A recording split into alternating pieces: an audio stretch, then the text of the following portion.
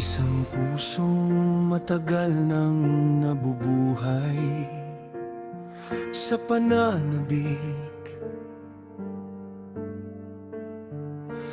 Araw-araw ay puno ng ngiti para sa iba. Ngunit sa bawat pagsapit ng gabi, tahimik nitong niyayakap ang sariling nangungulila. Sa kabila ng napakalayong distansya, may isang taong naging dahilan ng bawat tibok ng kanyang puso. Sila magkasama, tapat ang kaniyang pagmamahal. Bawat mensahe, bawat tawag at bawat ingat ka ay naging liwanag sa kanyang madilim na mga araw.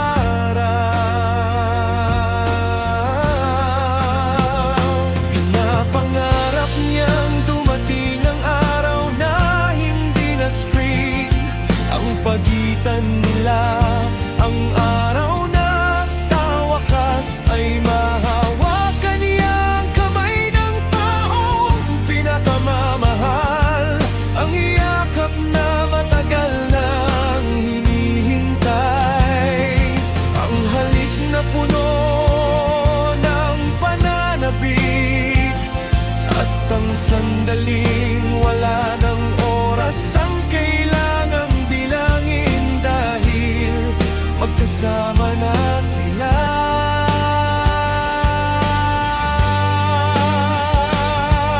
Sa bawat panalangin, iisa lamang ang hiling niya, na pagtagpuin sila ng tamang panahon. Hindi para sa isang panandaliang ligaya, kundi para sa pagmamahalang panghabang buhay.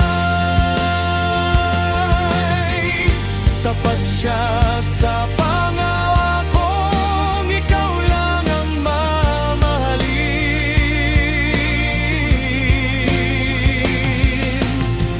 Kahit maraming pagsubok, hindi siya bibitaw.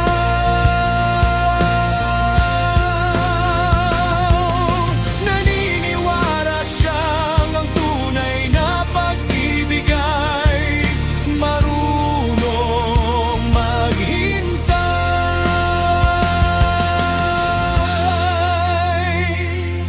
At kapag dumating ang araw na iyon, hindi na nila kailangang mangulila.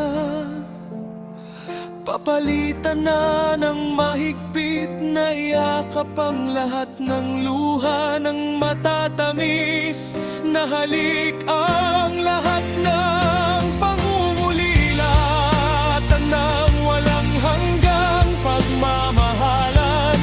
Ang bawat araw na minsang puno ng pananabik,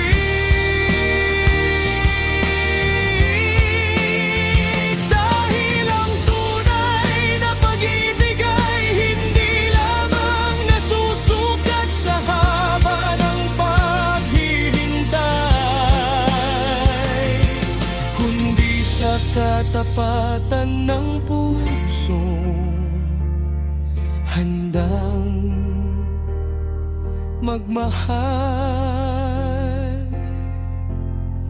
hanggang sa wakas.